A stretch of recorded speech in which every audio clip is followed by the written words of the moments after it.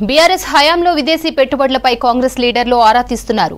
10 ఏళ్లలో కంపెనీలు ఎంఓయూలపై లెక్కలు తీస్తున్నారు. ఎన్ని దేశాలకు ఎన్ని కోట్లు తెచ్చారనే దానిపై చర్చిస్తున్నారు. కంపెనీలతో ఎన్ని ఉద్యోగాలు వచ్చాయి, కంపెనీలకు భూములు ఎక్కడ ఇచ్చారనే కోణంలో లెక్కలు తీస్తున్నారు. అయితే బీఆర్ఎస్ హయాంలో కొన్ని బోగస్ కంపెనీలు ఉన్నట్లు అనుమానిస్తున్నారు. అన్ని లెక్కలు బయటపెడతామంటున్నారు హస్తం లీడర్లు. మరిన్ని అప్డేట్స్ రాజు అందిస్తారు. రాజు, గత ప్రభుత్వం ఎన్ని కంపెనీలతో ఎంఓయూలు చేసుకుందన్న దానిపై కాంగ్రెస్ నేతలు డేటా సేకరణకు సంబంధించిన అప్డేట్స్ ఏంటి? సీఎం రేవంత్ రెడ్డి విదేశీ పర్యటన చేస్తున్నారు. అమెరికా నుంచి వెళ్ళి దక్షిణ కొరియాకి వెళ్లారు. అక్కడకు సంబంధించిన కంపెనీలతోని ఎంఓయూలు కుదుర్చుకునే ప్రయత్నం చేస్తున్నారు. తెలంగాణకు భారీ ఎత్తున పెట్టుబడులు తీసుకురావాలని సీఎం రేవంత్ రెడ్డి, అదేవిధంగా మంత్రి ఐటీ శాఖ మంత్రి శ్రీధర్ బాబు బృందం విదేశీ పర్యటనలో భాగంగా తిరుగుతుంది. అయితే ఇలాంటి నేపథ్యంలో బీఆర్ఎస్ సంబంధించిన నేతలు సీఎం రేవంత్ రెడ్డిపై ఆరోపణలు చేస్తున్నారు. అన్ని బోగస్ కంపెనీలు అంటూ ఆరోపణలు చేస్తున్నారు. దానిపైన కాంగ్రెస్ నేతలు చాలా సీరియస్ అవుతున్నారు. రాష్ట్రాన్ని 10 ఏళ్ల కాలంలో అప్పుల పాలు చేసింది కాకుండా ప్రజెంట్ రాష్ట్రంలోకి విదేశీ కంపెనీల్లో పెట్టుబడులు తీసుకురావడానికి రేవంత్ రెడ్డి పర్యటన చేస్తుంటే రేవంత్ రెడ్డి పర్యటన పైన ఆరోపణలు చేయడాన్ని హస్తం నేతలు సహించడం లేదు. గత 10 ఏళ్ల కాలంలో వాళ్ళు ఎన్ని దేశాలకు తిరిగారు, ఎన్ని కంపెనీలతోనూ ఎంఓయూలు కుదుర్చుకున్నారో, ఎంఓయూల వెనుక ఉన్న భాగత్వం ఏంటి అనేది హస్తం నేతలు చాలా సీరియస్గా ఫైర్ అవుతున్నారు.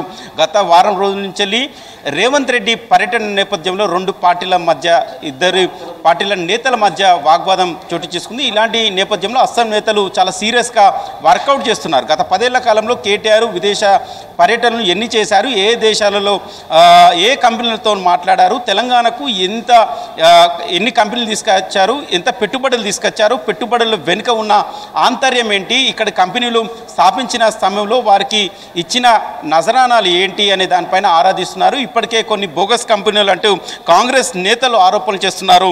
దానిపైన కాంగ్రెస్ పార్టీకి సంబంధించిన నేతలు చాలా సీరియస్ అవుతున్నారు. 10 ఏళ్ల కాలంలో దాదాపు వందలాది కంపెనీలు తెలంగాణకు తీసుకొచ్చాం, లక్షల ఉద్యోగాలను ఇక్కడ కల్పించాం. అదేవిధంగా ఐటీలో తెలంగాణ అగ్రగామిగా, హైదరాబాద్ అగ్రగామిగా చేశామని బీఆర్ఎస్ నేతలు పదే చెప్తున్నారు. దాని వెనుక భారీ కుంభకోణం జరిగిందని హస్తం నేతలు చెప్తున్నారు. ఇప్పటికే 3-4 కంపెనీలకు సంబంధించి డాటాను కూడా బయటికి తీశారు. అవి బోగస్ కంపెనీలు అన్నీ స్పష్టం చేశారు. ఇప్పటికే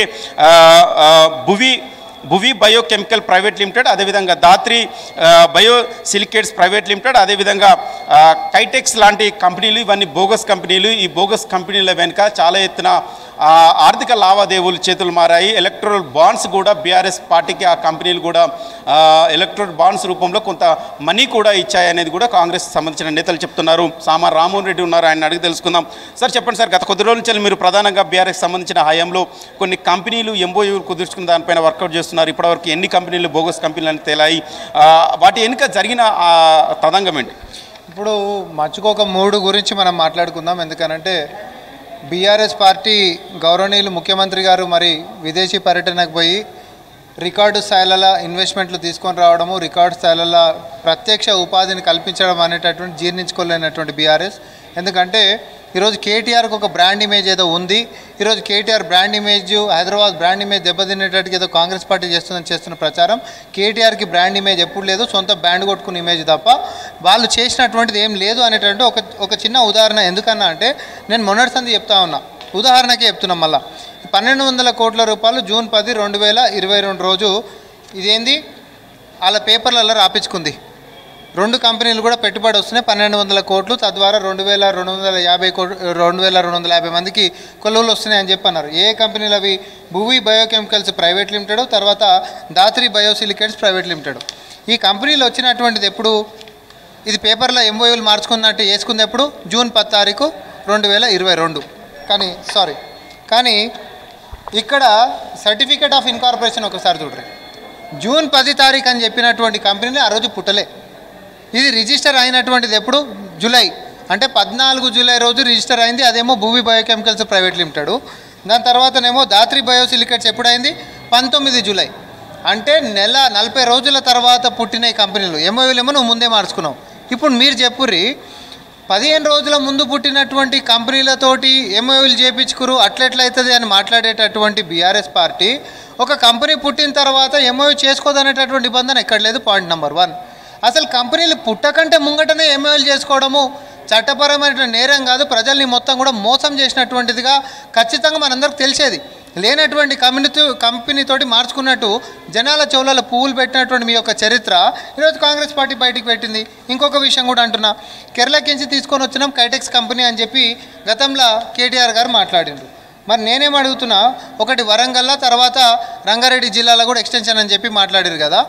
కంపెనీ లీడ్కి వస్తే వనరులు మనం చేసేటటువంటి దాంట్లో నీ పార్టీకి అంటే బీఆర్ఎస్ పార్టీకి మొన్న సంవత్సరము జూలైలో తర్వాత అక్టోబర్లో ఈ 2 నెలలల్లో 15 కోట్లు ఒకసారి 10 కోట్లు ఒకసారి ఎలక్టోరల్ బాండ్స్ ఎందుకు వచ్చినాయి చెప్పాలి.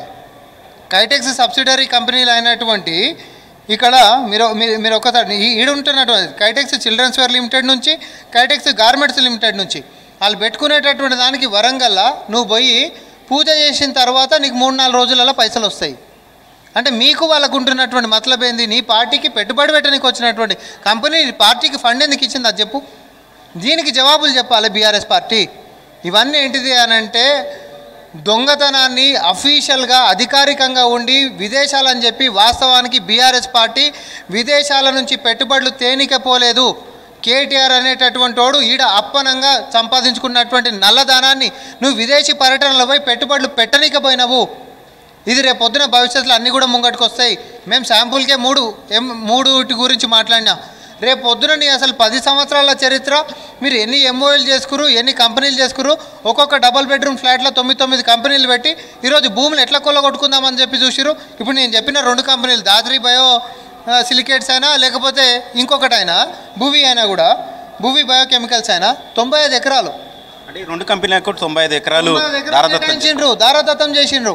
స్టార్ట్ అయినా సార్ ఇప్పుడు స్టార్ట్ కాలే, అక్కడ ఏం లేదు. రైతులకు ఏమి ఇవ్వకుండా భూములు గుంజుకుందామని చెప్పి చూసిండ్రు. అక్కడ రైతులు తిరగబడ్డారు. రూపాయి ఇవ్వకుండా ల్యాండ్ అక్విజిషన్ చేసి ఎవరు ఒప్పుకుంటారు? తిరిగిరు. కాదని చెప్తే కోర్టుకు పోయారు. కోర్టులు ఆగినటువంటి పరిస్థితి. అంటే అప్పనంగా దొంగ కంపెనీలు పెట్టుకొని అసలు కంపెనీలు పుట్టకంటే ముంగటనే ఎంఓఎల్ మార్చుకొని మళ్ళీ తర్వాత జనాల చెవులలో పువ్వులు పెట్టి వాళ్ళ గురించి అని చెప్పి మళ్ళీ 95 ఎకరాలు ప్రజలకించి, అది కూడా పేద రైతులకించి భూములు గుంజుకొని అప్పనంగా అప్పచెప్దామనంటే చట్టం అనేది ఒకటి ఉంది కదా. ప్రతిపక్షం గొంతు నువ్వు ఎంత నొక్కినా సత్యం అనేటటువంటిది ఇవాళ కాకపోతే రేపైనా వస్తుంది. ఈరోజు నీ అధికారం మారింది, ఒక్కొక్కటిగా బయటకు వస్తున్నాయి. కైటెక్స్ కంపెనీ నీకు అసలు 25 కోట్ల రూపాయలు ఎందుకు ఇచ్చింది చెప్పు.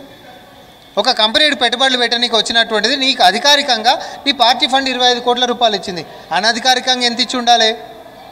ఇవన్నీ ప్రతి ప్రాజెక్టులో బీఆర్ఎస్ పార్టీ వాళ్ళు చేసినటువంటి అవినీతి భాగోతాలు మొత్తం కూడా ఈడ సంపాదించుకునే విదేశాలకు మళ్లించున్నారు. సంపాదించుకున్నటువంటి డబ్బులని రేపు పొద్దున ఎక్కడెక్కడ పెట్టుబడులు పెట్టిరు అనేటటువంటి అంశాలు కూడా భవిష్యత్తులో ముందుకు వస్తాయి ఖచ్చితంగా. విదేశీ కంపెనీ తెలంగాణలో ఇన్వెస్ట్మెంట్ చేయాలంటే, ఏదైనా కంపెనీ స్థాపించాలంటే రాష్ట్ర ప్రభుత్వం నుంచి ఎలాంటి సమకూర్చాలంటే వసూలు కావచ్చు, లేకపోతే ల్యాండ్ కావచ్చు, ఇంకేమైనా ఎలాంటి ఇవ్వాల్సి ఉంటుంది? ఇప్పుడు ఆ కంపెనీ ప్రొఫైల్ని బట్టి, ఆ కంపెనీ పెట్టేటటువంటి రీతిని బట్టి మన కాడ ఉంటున్నటువంటి వనరులు ఏవైతే ఉంటాయో, అటు ల్యాండ్ అయినా అండ్ ఎమ్యూనిటీస్ అని అంటాం మనం. ఎమ్యూనిటీస్ ఎలక్ట్రిసిటీ సంబంధించిందైనా, లేకపోతే రోడ్ ఇన్ఫ్రాస్ట్రక్చర్కి సంబంధించి ఏమైనా ఉందా, లేకపోతే ఒక కంపెనీ టోటల్ ఎస్టాబ్లిష్మెంట్ చేసుకుంటే కేవలం ల్యాండ్ కేటాయిస్తే మనకు సరిపోతుందా అనేటటువంటి అంశాలు కంపెనీకి డిఫరెంట్గా ఉంటాయి. వాళ్ళకి ఏమైనా రాయితీలు మనం ఇస్తున్నామా? ఒకవేళ కొత్త కంపెనీ అనుకోండి, కొత్త వాళ్ళకి కొలువులు ఇచ్చేటప్పుడు మీరు మాకు రాయితీలు ఇస్తేనే వస్తామనేటటువంటి కంపెనీలు వస్తాయి. కానీ మన పిల్లలకి ఎక్కువ కొలువులు వస్తున్నాయి, మనం ఇచ్చేటటువంటి రాయితీలు ఏమో చిన్నది అవుతుంది. అంటే చారణ రాయితీలు ఇస్తే బారన్న లాభం అయ్యేటటువంటి పనులు ఏ ప్రభుత్వమైనా చేస్తుంది. కానీ అసలు లేనటువంటిది చారణ కాదు కదా, అనా పైసలు లేనటువంటి కంపెనీలను చూపించేసి ఎకరాలు కొట్టేసేటటువంటి ప్రయత్నాలు చేసి కొట్టేసినటువంటి వీళ్ళ చరిత్రని కాంగ్రెస్ పార్టీ ముందుకు పెడుతుందని చెప్పి. తెలంగాణ గత 10 ఏళ్ల కాలంలో తెలంగాణకు విదేశీ కంపెనీలు ఎన్ని వచ్చాయి, ఎంత మేరకు భూములు కేటాయింపులు జరిగాయి, ఎంత మేరకు ఉద్యోగాలు వచ్చాయి, ఎంత ఆదాయం పెరిగింది అనే దాని మీద ఏమైనా ఉంది? ఆ దుగ్నం బయట పెట్టే పనులని ఆల్రెడీ నడుస్తూ ఉంది. అది ఒక్కొక్కటి కాదు, అది ఒకటేసారి పెద్ద పిడిగై బీఆర్ఎస్ పార్టీ చేసినటువంటి నల్లటి ఒప్పందాలని వాళ్ళొక పిడిగై వాళ్ళ నెత్తి మీద పడబోతుంది అనేది మాత్రం చాలా స్పష్టంగా చెప్తున్నాను. ఓకే సార్, ఇది మొత్తానికైతే స్రవంతి కాంగ్రెస్ పార్టీ చాలా సీరియస్గా అయితే ఫోకస్ చేసింది. ఎందుకంటే గత 10 ఏళ్ల కాలంలో బీఆర్ఎస్ హయాంలో కేటీఆర్ ఐటీ మినిస్టర్గా ఉన్నప్పుడు విదేశీ పర్యటనలు ఏ దేశాలలో విదేశీ పర్యటన చేశారు, అక్కడి నుంచి ఎన్ని కంపెనీలు తీసుకొచ్చారు, ఇప్పటి వరకు 10 ఏళ్ల కాలంలో తెలంగాణలో హైదరాబాద్లో ఎన్ని కంపెనీలు ఏర్పాటు చేశారు, అంటే హైదరాబాద్తో పాటు చుట్టుపక్కల జిల్లాలో కూడా కొన్ని ఐటీ కంపెనీల పేరుతో భూ కేటాయింపులు జరిగాయి, ఎంత మేరకు ఇక్కడ తెలంగాణ యువతకు ఉద్యోగాలు వచ్చాయి, వాళ్ళకు రాయితీల రూపంలో ఎంత మేరకు ఇచ్చారనే దాని మీద పూర్తిగా ఆరాధిసే ప్రయత్నం చేస్తున్నారు.